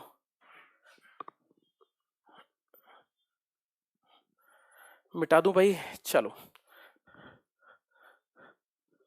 आपके कमेंट्स फिर से रुक गए हैं। कमेंट आ रहे हैं ना भाई, आप लोग को आ रहा है ना बेटा? चलो अगली बात करते हैं। एक कंसेप्चुअल क्वेश्चन और बनता है, अगर मैं बोलूं नोट डालकर, पहले पॉइंट, पहला बात, मुझे तीन वैल्यूज दी गई हैं। मुझे बोला गया ई की पावर 0, ई की पावर 1, ई की पावर ग्रेटर देन 1, नहीं sorry, E is greater than 1 और ई इज लेस देन 1। आपको बताना है कि ये सारे कॉलिजन, ये सारी टक्कर कौन कौन सी है। हमने तीन तरह की टक्कर पढ़ी थी। पूर्णतः प्रत्यास्थ टक्कर जिसको हम परफेक्टली इलास्टिक कॉलिजन कहते हैं, इन इलास्टिक कॉलिजन अप्रत्यास्थ टक्कर, और तीसरा हमने पढ़ा था परफेक्टली इन इलास्टिक कॉलिजन यानी पूर्णतः अप्रत्यास्थ टक्कर। और हम ये जानेंगे कि ये तीनों आखिर किस चीज को रिप्रेजेंट करते हैं। कि ई बराबर 0 लिखा तो इसका मतलब क्या होगा, इज ग्रेटर देन 1 लिखूं तो इसका मतलब क्या होगा, इज लेस देन 1 लिखूं तो इसका मतलब क्या होगा। आपको इन चारों के कॉलिजन कौन से होंगे तो पेपर में सीधे सीधे आएगा कि इज ग्रेटर देन 1 है तो बताइए ये कौन से टक्कर की बात कर रहा है। तो ई अगर बता दिया तो आप बता सकते हैं कि ये कौन सी टक्कर रही होगी। तो जरा समझते हैं कि कौन सी रही होगी। आप एक रिलेशन को याद रखें क्योंकि हम पढ़कर आए हैं, हम थोड़ी देर पहले पढ़े हैं, ई बराबर होता है under root of small H upon capital H. इससे आप निकाल सकते हैं। अगर मैं कहता हूं ई बराबर 0 है ना, ठीक है ठीक है ठीक है। व्हाट्सअप भी मजेदार है। अरे न्यूमेरिकल बताना होगा, किसी की मत सुनो। I am navy student, okay ठीक है ठीक है प्रीतम, ठीक है बता रहा हूँ। नहीं ऐसा नहीं होता, न्यूमेरिकल्स भी सब बताना पड़ेगा ना, कराने पड़ेंगे न्यूमेरिकल्स, ऐसा नहीं होता। न्यूमेरिकल्स कहीं ना थ्योरेटिकल का भी बेस बनाते हैं यार, है ना। कंसेप्ट तभी क्लियर होते हैं जब उसमें न्यूमेरिकल्स हो जाएं। जैसे एक्स डायरेक्शन, वाई डायरेक्शन, ये आपने कभी नहीं सीखे होंगे, आपने ना कभी जानने की कोशिश की होगी कि कब कौन सी इक्वेशन लगेगी, कैसे लगेगी, बहुत सारी चीज़ें हैं यार। थोड़ा ना इन चीज़ों को समझा करो। मैं फिजिक्स ऐसा नहीं पढ़ा रहा यार कि बस निकाल दी तुम्हारी।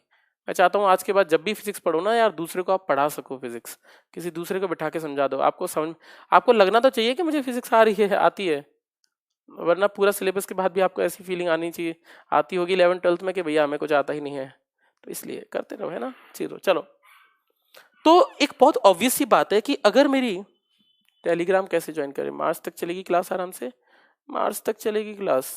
देखो यार मार्च तक तो नहीं चलेगी, देखिए मोस्ट प्रोबेबली मुझे लगता है कि नेवी तक 90% सिलेबस हो जाना चाहिए। मुझे लगता है पूरा सिलेबस हो जाएगा, मतलब नेवी तक 100% हो जाना चाहिए। बट फिर भी अगर क्लास होगा तो मेरे को लगता है क्लास चलते रहेंगे। इसके बाद प्रैक्टिस बैच और आएगा तो चलेगा, थोड़ा सा प्रैक्टिस बैच भी, है ना। चलो ठीक है, चलो ठीक है, थोड़ा फास्ट, चलो ठीक है। तो मैंने कहा ई की वैल्यू 0 होने का मतलब है कि ई की वैल्यू 0 होने का मतलब है कि अगर मैं इसको 0 पुट कर दूं, ई तब 0 होगा जब ऊपर वाली वैल्यू 0 होगी, क्योंकि अगर आप नीचे 0 कर दोगे तो अनडिफाइंड हो जाएगा। इसका मतलब ये हुआ कि अगर मैं कहता हूं कि ई की power E is equal to 0 है, मतलब स्मॉल एच की वैल्यू 0 है। और आप जानते हैं कि अगर कोई बॉल उछले ही ना, ऐसी टक्कर को हम बोलते हैं परफेक्टली इनइलास्टिक कॉलिजन। तीनों टक्कर को याद कीजिए। हमने कहा था कि अगर मैंने कोई चीज गिराई और वो टकराकर दोबारा मेरे हाथ में आ जाती है, यानी कैपिटल एच स्मॉल एच के बराबर होता है, तो ऐसे को बोलते हैं परफेक्टली इलास्टिक कॉलिजन, यानी पूर्णतः प्रत्यास्थ टक्कर। आधी उछलती है तो इनइलास्टिक, और बिल्कुल नहीं उछलती है तो परफेक्टली इनइलास्टिक। ये मैंने आपको बताया था, ठीक है। लगेंगे सैटरडे संडे क्लासेस। तो ई की पावर मैंने कहा कि ये 0 है, इसका मतलब बिल्कुल भी नहीं बॉल उछली, और बिल्कुल भी नहीं उछलेगी तो ऐसे कॉलिजन को हम बोलेंगे परफेक्टली इनइलास्टिक कॉलिजन। हिंदी वालों के लिए पूर्णतः अप्रत्यास्थ टक्कर, पूर्णतः अप्रत्यास्थ टक्कर, पूर्णतः अप्रत्यास्थ। सर पीडीएफ कहाँ है? मिलेगा यार, मिलेगा, कंटिन्यू करो। चलो पूर्णतः प्रत्यास्थ टक्कर, पूर्णतः प्रत्यास्थ टक्कर, पहला जो टर्म निकल कर आता है वो पूर्णतः प्रत्यास्थ टक्कर हुआ, ठीक है। मैंने कहा ठीक है। सेकंड की बात करते हैं, इज इक्वल टू 1। ई 1 के बराबर कब होगा? ई 1 के बराबर तब होगा जब स्मॉल एच किसके बराबर होगा? कैपिटल एच के बराबर। बात देख के देखो ना, अगर ई 1 करना है मतलब ऊपर नीचे का 1 करना है, बराबर कर देंगे तो 1 हो जाएगा। यानी बराबर कब होता है? जब हम परफेक्टली इलास्टिक की बात करते हैं, यानी पूर्णतः प्रत्यास्थ टक्कर की बात करते हैं, यानी पूर्णतः प्रत्यास्थ में ई बराबर 1 होगा, ठीक है। ई इज ग्रेटर देन 1, ई की वैल्यू ग्रेटर कब आएगी? आप सोच के देखना, अगर मेरे को ई की वैल्यू ग्रेटर देन 1 लिखनी है, इसका मतलब मेरे को ऊपर 50 करना पड़ेगा, नीचे 10 करना पड़ेगा। ऐसा कोई वैल्यू लिखनी पड़ेगी कि ऊपर 50 और नीचे 10। सोच के देखो, अगर मैं ऐसी वैल्यू लिखता हूं तो क्या स्मॉल एच कभी कैपिटल एच से ज्यादा हो सकता है क्या? क्या कोई बॉल जितनी ऊंचाई से गिराएगी उससे ज्यादा उछल जाएगी क्या? पॉसिबल ही नहीं है, क्योंकि जितनी गतिज ऊर्जा काइनेटिक एनर्जी दी गई है उससे ज्यादा एनर्जी तो आ ही नहीं सकती ना किसी वस्तु में। Energy can neither be created nor be destroyed, इसका मतलब पैदा तो हो नहीं सकती। इसका मतलब हुआ ऐसा कोई भी टर्म हमारे यहाँ पर पॉसिबल नहीं है। ई की जो वैल्यू होगी वो हमेशा और हमेशा 1 से छोटी ही निकलेगी, या 1 के बराबर हो सकती है परंतु 1 से बड़ी नहीं हो सकती। बिल्कुल मुझे पता चल गया बेटे, पीडीएफ का सुभाष मैं दे दूंगा, है ना। मैं कोशिश कर रहा हूँ, कब मिलेगा तो एग्जाम पास में आएंगे, कब मिलेगा तो एग्जाम तो पास में आएंगे। अरे नहीं, दोनों एक साथ दे दूंगा, क्यों परेशान हो रहे हो यार? पढ़ाता तो मैं चल ही रहा हूँ। मैं क्वेश्चंस ना लग रहे हो तो आप कहना भाई कि क्वेश्चंस नहीं हो रहे हैं आपसे। हाँ मैं पीडीएफ जरूर दे दूंगा, मैंने बोला ना मैं 2 चैप्टर के एक साथ दे दूंगा, पर बना रहा हूँ, है ना। तो इज लेस देन 1 की बात करें कि इज लेस देन 1 है, तो लेस देन 1 की कंडीशन कब निकलेगी? तो आपने कहा लेस देन 1 तब निकलेगा जब ऊपर वाली वैल्यू छोटी होगी और नीचे वाली वैल्यू बड़ी होगी। और ऐसे टर्म की बात करूं तो ये होता है इन इलास्टिक कॉलिजन। और इस तरीके से एक क्वेश्चन और बनता है, इसको हम बोलते हैं अप्रत्यास्थ टक्कर। तो मेरे पास ये टर्म्स निकल कर आए, तो मेरे पास अप्रत्यास्थ टक्कर का। हेलो अंकित, आप बोलते हो पीडीएफ नहीं देते हो, इस बार दे देना। ओके ओके शिवास, मैं समझ गया तुम्हारी बात। ठीक है, मैं बोलता हूँ पीडीएफ नहीं देता हूँ। ओके, क्या करूँ, ऑफलाइन कोचिंग ऑनलाइन कोचिंग थोड़ा सा पूरा दिन निकल जाता है रात तक, तो कर रहा हूँ, कोशिश कर रहा हूँ यार, टाइम थोड़ा कम समय मिल पा रहा है।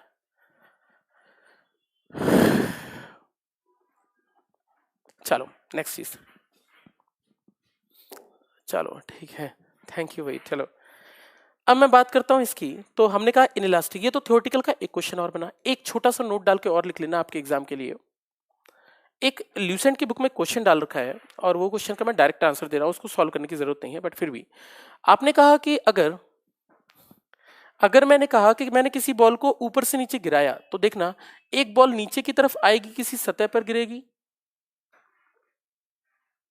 और ये बॉल फिर से उछलेगी। अब मैंने कहा ये बॉल उछली, फिर से ये गई नीचे, फिर से बॉल उछली, फिर से गई नीचे, फिर से बॉल उछली, फिर से गई नीचे, फिर से बॉल उछली, फिर से बॉल उछली। और इस तरीके से मैं बोल देता हूं कि ये एन टाइम्स उछली है। कितना? एन टाइम्स इसने टप पे लिए हैं। जैसे आप अगर एक बॉल को गिरा देंगे तो वो बार बार टप टप करती हुई जाएगी।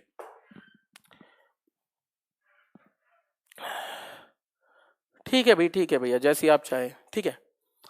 तो मैंने कहा कि अगर ये एन टाइम्स उछलेगी, तो मुझसे पूछा गया कि बताइए एन जंप के बाद, यानी इसमें अगर एन जंप हो गए हैं, एन जंप हो गए तो उसके बाद ऊंचाई क्या होगी। डोंट वरी, मैं सिलेबस करा दूंगा आपका 15 जन से पहले, मैंने बोला ना मैं करा दूंगा, डोंट वरी। हाँ सर, इस बार क्वेश्चन सब सिलेक्शन होना चाहिए। हाँ एग्जैक्टली, इस बार दा कोच से सबका सिलेक्शन होना चाहिए, कोई भी स्टूडेंट रहना नहीं चाहिए। इस बार तो हम मार मार के पढ़ाएंगे बच्चों को, इस बार तो सिलेक्शन होना चाहिए। चलो स्पीड अप कीजिए। ओके ठीक है जी, ठीक है आर्या, ठीक है। एन जंप के बाद समझते जाओ, तुम थोड़ा सा इंटेलिजेंट हो, कुछ लोग थोड़े से वीक भी होते हैं भाई, सबके लिए देखना है ना। चलो, तो हमने बोला एन जंप के बाद क्या होगा, तो एन जंप के बाद अगर मुझे हाइट निकालने की कितनी होगी, तो स्मॉल एच एन का रिलेशन मैं डायरेक्टली लिखा रहा हूं, ई की power 2n into capital H, ये इसका एन जंप के बाद होगा। एक ल्यूसेंट की बुक में क्वेश्चन डाल रखा है, अगर आप लोग बुक पढ़ते हैं, कोई जो भी बुक पढ़ता है, अरिहंत की पढ़ता है, तो उस क्वेश्चन में बुक में डाल रखा है क्वेश्चन कि क्वेश्चन ये डाल रखा है कि भैया बताइए एक बॉल है जो मैंने 1 मीटर की ऊंचाई से गिराई गई है, तो 100 जंप के बाद उसकी हाइट कितनी रह जाएगी। तो अगर 100 जंप के बाद हाइट देखनी है, तो इसका मतलब एन कितना हो जाएगा 100, तो ई की पावर 200 इंटू कैपिटल एच यानी 1 मीटर। तो आप कितने भी जंप के बाद किसी की भी हाइट बता सकते हैं, ठीक है। चलो ऑनलाइन पिटाई होगी, चलो भाई ठीक है। चलो दोनों फिजिक्स में से किसी का ही पीडीएफ नहीं मिला है, ओके। आप लोगों की सीरियस कंसर्न है पीडीएफ, मुझे लगता है आप लोगों को पीडीएफ चाहिए ही चाहिए, है ना। चलो कर रहा हूँ, है ना, दिक्कत मत लो, कर दूंगा, है ना। चलो तो एक और की बात करते हैं। चलो एक क्वेश्चन तो ये आपके लिए हो गया। एक क्वेश्चन आप चाहो तो कर सकते हो, एक न्यूमेरिकल है, लिख लीजिएगा। इसी टॉपिक पर एक छोटा सा न्यूमेरिकल है, आप कर सकते हो। If a body is dropped, Hindi में लिखिएगा, यदि किसी वस्तु को 1 मीटर की ऊंचाई से गिराया जाए, यदि किसी वस्तु को 1 मीटर की ऊंचाई से गिराया जाए, 1 मीटर की ऊंचाई से गिराया जाए, और वह 36 सेंटीमीटर उछलती है, और वह 36 सेंटीमीटर उछलती है, 36 सेंटीमीटर उछलती है। समझ नहीं आया क्या? ये समझ नहीं आया? अरे ये तो बहुत आसान है यार, कैसी बातें करते हो यार। अब मुझे समझाना पड़ेगा, फिर तुम कहोगे कि लेट हो रहा है। चलो, कोई चीज गिराई तो आपने बोला 1 जंप करा, 2 जंप करा, 3 जंप करा, 4 जंप करा, मान लो 100वां जंप किया। मैं ये जानना चाहता हूँ कि 100 जंप बाद उसकी ऊंचाई कितनी होगी, हाइट कितनी रह जाएगी। तो अगर वो निकालना है तो उसका फॉर्मूला होगा एच एन, यानी 100 जंप बाद, तो इसको हम लिखेंगे ई की पावर 200 इंटू ये। इस तरीके से कर सकते हैं ना, ठीक है। चलो, तो हमने कहा कि अगर किसी चीज को हमने 1 मीटर से गिराया तो वो 36 सेंटीमीटर गिरती है, तो बताइए ई का मान क्या होगा, यानी प्रत्यावस्थन गुणांक का मान क्या होगा। तो प्रत्यावस्थन गुणांक अगर निकालना है प्रत्यावस्थान गुणांक अगर निकालना है तो बहुत आसान है। मुझे पता है ई के फॉर्मूला होता है under root of small H upon capital H. इसका फॉर्मूला होगा अंडर रूट स्मॉल एच का मतलब 36 सेंटीमीटर, कैपिटल एच कितना 1 मीटर, 1 मीटर को मैं सेंटीमीटर में लिख देता हूँ ताकि इजीली सॉल्व हो पाए। इसकी वैल्यू निकलेगी 6/10, यानी ई की वैल्यू निकलेगी 6/10, और इसको और सॉल्व कर सकते हो, इसकी वैल्यू निकलेगी 0.6। इसकी कोई यूनिट और कोई डायमेंशन नहीं होती। इस प्रकार से इस क्वेश्चन को भी अटेम्प्ट किया जा सकता है। ठीक है, नोट डाउन कर ले।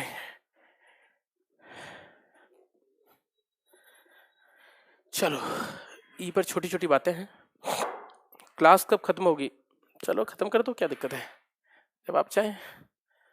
ठीक है, अच्छा जी, एक चीज तो हमारी हो गई। ठीक है, अब हमारा कॉलिजन का पार्ट ऑलमोस्ट कंप्लीट है। एक छोटा सा फॉर्मूला और लिखाऊंगा कल, बाकी हमारा कल हम कर देंगे। इस कॉलिजन का तो कंप्लीट हो गया। कल हम जो स्टार्ट करेंगे टॉपिक वो होगा सर्कुलर मोशन, वृत्तीय गति। सर्कुलर मोशन की एक बात रही, सर्कुलर मोशन में रोटेशनल मोशन का एक पार्ट थोड़ा डिफिकल्ट है। बहुत सारे लोगों को 11th ज़्यादा डिफिकल्ट लगती है 12th के कंपैरिजन में। उन्हें लगता है कि भाई कहाँ एंगुलर, लीनियर, ये वो। भाई मैं कल आपको समझाऊंगा कि लीनियर और एंगुलर आखिर चीज़ें क्या होती हैं, जिसको रेखीय और कोणीय कहते हैं, वो आखिर होता क्या है और कैसे निकालते हैं इन सब चीज़ों को। आपके लिए एक चीज क्वेश्चन है, आप लोग जो भी फिजिक्स लगाते हो, जो भी मास्टर से पढ़े हो, मुझे नहीं पता, आप लोग जो भी चीजें जानते हो वो आपके लिए है। तो आपके लिए है तो मैं एक बहुत छोटी सी चीज बता दूं आपको। एक कल क्वेश्चन ढूंढ कर लाना है। क्वेश्चन ये है कि अगर कोई चीज सर्कुलर मोशन वृत्तीय गति में घूम रही है, अगर कोई चीज सर्कुलर मोशन वृत्तीय गति में घूम रही है, वृत्तीय गति में घूम रही है, सर्कुलर मोशन कर रही है, तो आपको बताना है एंगुलर डिस्प्लेसमेंट की डायरेक्शन क्या होगी, यानी कोणीय विस्थापन की दिशा क्या होगी, ये आपको बताना है। कल आप ढूंढ कर लाना और मुझे बताना कि आप कैसे इसको निकालेंगे। मुझसे किसी ने पूछ लिया, निकालना नहीं है आपको, मुझे बताना है कि डायरेक्शन क्या होगी। चलो, डायरेक्शन निकालने का तरीका ही बताना कि एंगुलर डिस्प्लेसमेंट की डायरेक्शन क्या होती है। एंगुलर डिस्प्लेसमेंट की डायरेक्शन क्या होती है वृत्तीय गति सर्कुलर मोशन में। Find direction of angular displacement, कोणीय विस्थापन। अगर आप में से कोई फिजिक्स पढ़ा है तो मुझे बताना, angular displacement in circular motion, वृत्तीय गति में। ये हम कल पढ़ेंगे टॉपिक, सर्कुलर मोशन होगा। इंटरेस्टिंग टॉपिक है और बहुत अच्छा चैप्टर है। ठीक है, टॉपिक है तो ज़्यादा अच्छे क्वेश्चन नहीं है। कोई और बुक बता दो। अरे मैं दे दूंगा यार, क्यों परेशान हो रहा है। पहले फ्रिक्शन पढ़ा दीजिए। अरे नहीं, फ्रिक्शन पढ़ा दूं पहले। सर्कुलर मोशन में फ्रिक्शन का कंसेप्ट यूज होगा यार। अरे अगर आप चाहो तो मैं फ्रिक्शन पढ़ा दूं, मुझे कोई प्रॉब्लम नहीं है। बट ठीक है, जैसा आप चाहें, मेरे को कोई प्रॉब्लम नहीं है। बट मैंने सोच रखा था कि मैं सर्कुलर मोशन कराऊंगा। अगर आप फ्रिक्शन चाहते हैं तो फ्रिक्शन करा दूंगा, जो भी है। पर इस क्वेश्चन को देख कर ना, चलो हम फ्रिक्शन करा देंगे, मुझे कोई फर्क नहीं पड़ता, जो भी आप ठीक समझे। सेंटर की ओर टेंजेंशियल, अरे चलो, ऐसा कुछ नहीं होता। हाँ, कोई टेंजेंशियल वेंजेंशियल नहीं होता। फ्रिक्शन पढ़ा दो, कल फ्रिक्शन स्टार्ट हो जाएगा। चलो छोड़ो, फ्रिक्शन पढ़ा दूंगा, कोई दिक्कत नहीं, परेशान मत हो। फ्रिक्शन आ जाएगा, कल फ्रिक्शन होगा। पर इसकी डायरेक्शन तो देख के लाओगे ना, सेंटर की ओर। अरे हट, कुछ भी, अरे कुछ नहीं फिजिक्स पढ़े हो भाई। अरे सेंटर की ओर नहीं होती प्रीतम, ढूंढो ढूंढो क्वेश्चन। 11वीं 12वीं 11वीं करी है ना, मास्टरों से पूछो, अपने अपने जो भी टीचर से पढ़ते हो उनसे पूछो कि क्या डायरेक्शन होती है एंगुलर डिस्प्लेसमेंट की। सेंटर की ओर नहीं होती, सेंटर की ओर नहीं होती, इसकी डायरेक्शन नहीं होती केंद्र की ओर। कल ढूंढना, कोई बात नहीं, आपको मैं एक दिन का समय दे देता हूं, आप लोग कर लो आराम से, कोई दिक्कत नहीं मुझे। ठीक है, अरे नहीं होती सेंटर की ओर प्रीतम, क्या कर बोलते हो। सेंटर की ओर नहीं होती सर्कुलर डायरेक्शन, नो डायरेक्शन। अरे कैसे नो डायरेक्शन, कुछ भी। एंगुलर है, एंगुलर में डायमेंशन डायरेक्शन नहीं होगी। एंगुलर मतलब वेक्टर क्वांटिटी, कोणीय है, पॉजिटिव एक्स। अच्छा, कौन? Anand sir, direction of angular displacement positive x axis से ऊपर की ओर। आनंद, थोड़ा सही हो तुम, बिल्कुल आनंद की बात थोड़ी सही है। चलो ठीक है आनंद, चलो बहुत बढ़िया तुम्हारे लिए। ठीक है, चलो देख लेना इसको, देखते हैं कितना निकालते हैं। ठीक है, चलो भाई, कल देखेंगे इसका आंसर।